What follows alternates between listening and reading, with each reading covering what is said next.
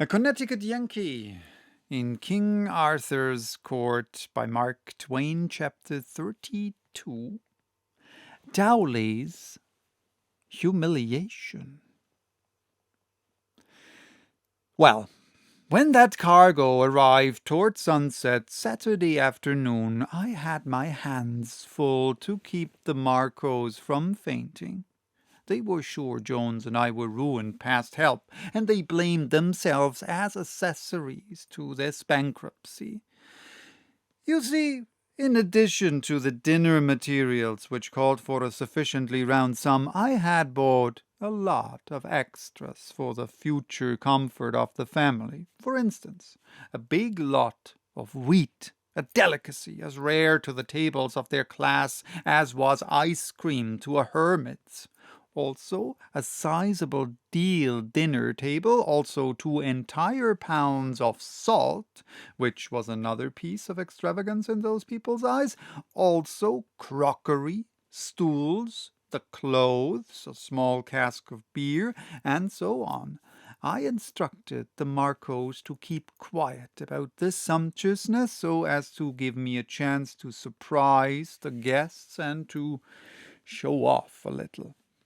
Concerning the new clothes, the simple couple were like children. They were up and down all night to see if it wasn't nearly daylight so that they could put them on, and they were into them at last as much as an hour before dawn was due. Then their pleasure, not to say delirium, was so fresh and novel and inspiring that the sight of it paid me well for the interruptions which my sleep had suffered. The king had slept just as usual, like the dead. The Marcos could not thank him for their clothes, that being forbidden, but they tried every way they could think of to make him see how grateful they were, which all went for nothing. He didn't notice any change. It turned out to be one of those rich and rare fall days, which is just a June day toned down to a degree where it is heaven to be out of doors.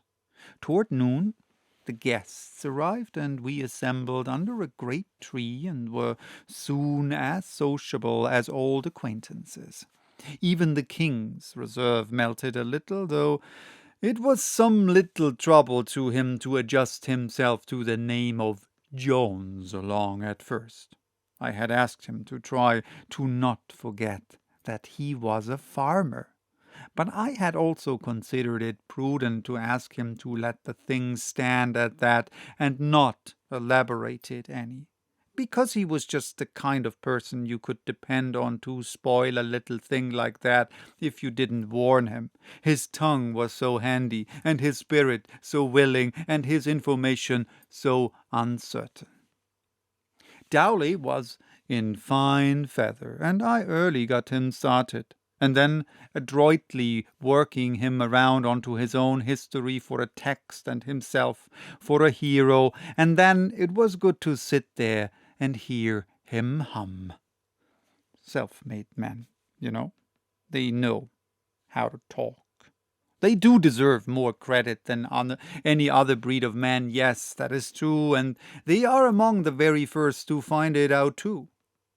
He told how he had begun life an orphan lad without money and without friends able to help him, how he had lived as the slaves of the meanest master lived, how his day's work was from 16 to 18 hours long, and yielded him only enough black bread to keep him in half-fat condition, how his faithful endeavors finally attracted the attention of a good blacksmith who came near knocking him dead with kindness by suddenly offering, when he was totally unprepared, to take him as his bound apprentice for 9 years, and give him board and clothes, and teach him the trade, or mystery, as Dowley called it. That was his first great rise, his first gorgeous stroke of fortune, and you saw that he couldn't yet speak of it without a sort of eloquent wonder and delight that such a gilded promotion should have fallen to the lot of a common human being. He got no new clothing during his apprenticeship, but on his graduation day his master tricked him out in spang-new toe linens and made him feel unspeakably rich and fine.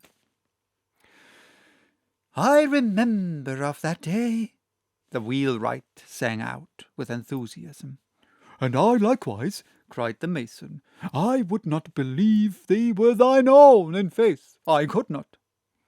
"Nor other," shouted Dowley with sparkling eyes. "I was like to lose my character. The neighbour's wending I had mayhap been stealing. It was a great day, a great day. One forgetteth not days like that." Yes, and his master was a fine man and prosperous, and always had a great feast of meat twice in the year, and with it white bread, true wheaten bread, in fact, lived like a lord, so to speak. And in time Dowley succeeded to the business and married the daughter. "And now consider what has come to pass," said he impressively. 2 times in every month there is fresh meat upon my table. He made a pause here to let that fact sink home, then added, "and 8 times salt meat." "It is even true," said the wheelwright with bated breath. "I know it of mine own knowledge," said the mason in the same reverend fashion. "On my table appeareth white bread every Sunday in the year," added the master smith with solemnity. "I leave it to your own consciences, friends, if this is not also true." "By my head, yes," cried the mason. "I can testify it, and I do," said the wheelwright. "And as to furniture, ye shall say yourselves what mine equipment is." He waved his hand in fine gesture of granting frank and unhampered freedom of speech, and added, "Speak as ye are moved, speak as ye would speak, an I were not here." "Ye have 5 stools, and of the sweetest workmanship at that, albeit your family is but 3, said the wheelwright with deep respect. "And 6 wooden goblets, and 6 patens of wood, and 2 of pewter to eat and drink from withal," said the mason impressively. "And I say it as knowing God is my judge, and we tarry not here always, but must answer at the last day for the things said in the body, be they false or they sooth." "Now you know what manner of man I am, brother Jones," said the smith, with a fine and friendly condescension, "and doubtless you would look to find me a man jealous of his due of respect, and but sparing of outgo to strangers, till their rating and quality be assured. But trouble yourself not as concerning that. Wit ye well, ye shall find me a man that regardeth not these matters, but is willing to receive any he as his fellow and equal, that carrieth a right heart in this body, be his worldly estate howsoever modest. And in token of it, here is my hand, and I say with my own mouth, we are equals, equals." And he smiled around on the company with the satisfaction of a god who is doing the handsome and gracious thing and is quite well aware of it. The king took the hand with a poorly disguised reluctance and let go of it as willingly as a lady lets go of a fish, and of all of which had a good effect, for it was mistaken for an embarrassment natural to one who was being called upon by greatness. The dame brought out the table now and set it under the tree. It caused a visible stir of surprise, it being brand new and a sumptuous article of deal. But the surprise rose higher, and still when the dame, with a body oozing easy indifference at every pore, but eyes that gave it all away by absolutely flaming with vanity, slowly unfolded an actual Simon Pure tablecloth and spread it. That was a notch above even the blacksmith's domestic grandeurs, and it hit him hard. You could see it. But Marco was in paradise. You could see that too. Then the dame brought 2 fine new stools. What a sensation! It was visible in the eyes of every guest. Then she brought 2 more as calmly as she could.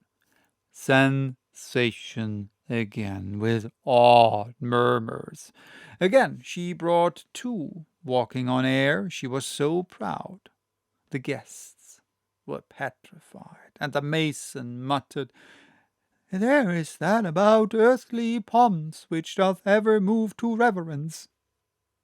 As the dame turned away, Marco couldn't help slapping on the climax while the thing was hot, so he said with what was meant for a languid composure, but was a poor imitation of it, "These suffice. Leave the rest." So, there were more yet. It was a fine effect. I couldn't have played the hand better myself. From this out, the madam piled up the surprises with a rush that fired the general astonishment up to 150 in the shade, and at the same time paralyzed expression of it down to gasped "Ohs!" and "Ahs!" and mute upliftings of hands and eyes. She fetched crockery, new, and plenty of it. New wooden goblets and other table furniture, and beer, fish, chicken, a goose, eggs, roast beef, roast mutton, a ham, a small roast pig, and a wealth of genuine white wheaten bread. Take it by and large, that spread laid everything far and away in the shade that ever that crowd had seen before, and while they sat there just simply stupefied with wonder and awe, I sort of waved my hand as if by accident, and the storekeeper's son emerged from space and said he had come to collect. "That's all right," I said indifferently. "What is the amount? Give us the items." Then he read off this bill while those 3 amazed men listened, and serene waves of satisfaction rolled over my soul, and alternate waves of terror and admiration surged over Marco's. He ceased. There was a pale and awful silence. Not a limb stirred, not a nostril betrayed the passage of breath. "Is that all?" I asked, in a voice of the most perfect calmness. "All fair, sir, save that certain matters of light moment are placed together under a head hight sundries. If it would like you, I will separate—" "It is of no consequence," I said, accompanying the words with a gesture of the most utter indifference. "Give me the grand total, please." The clerk leaned against the tree, and to stay himself, and said, 39,150 milrays. The wheelwright fell off his stool. The others grabbed the table to save themselves, and there was a deep and general ejaculation of, "God be with us in the day of disaster." The clerk hastened to say, "My father chargeth me to say he cannot honorably require you to pay it all at this time, and therefore only prayeth you." I paid no more heed than if it were the idle breeze, but with an air of indifference amounting almost to weariness, got out my money and tossed $4 on the table. Ah, you should have seen them stare. The clerk was astonished and charmed. He asked me to retain one of the dollars as security until he could go to town, and I interrupted. What? And fetch back 9 cents? Nonsense! Take the whole, keep the change. There was an amazed murmur to this effect. Verily, this being made of money, he'd throw it away as if it were dirt. The blacksmith was a crushed man. The clerk took his money and reeled away drunk with fortune. I said to Marco and his wife, "Good folk, here's a little trifle for you," handing the miller guns as if it were a matter of no consequence, though each of them contained 15 cents in solid cash. And while the poor creatures went to pieces with astonishment and gratitude, I turned to the others and said as calmly as one would ask the time of day, "Well, if we are all ready, I judge the dinner is. Come, fall to." Ah, well, it was immense. Yes, it was a daisy. I don't know that I ever put the situation together better or got happier, spectacular effects out of the materials available. The blacksmith, well, he was simply mashed. Land, I wouldn't have felt what that man was feeling for anything in the world. Here he had been blowing and bragging about his grand meat feast twice a year, and his fresh meat twice a month, and his salt meat twice a week, and his white bread every Sunday the year round, all for a family of 3. The entire cost for the year, not about 6,926, or 69 cents, 2 mills, and 6 millrays. And all of a sudden, here comes along a man who slashes out nearly $4 on a single blowout, and not only that, but acts as if it made him tired to handle such small sums. Yes, Dowley was a good deal wilted and shrunk up and collapsed. He had the aspect of a bladder balloon that's been stepped on by a cow. So, that was chapter 32. Bye-bye. Till next time with chapter 33. 6th century political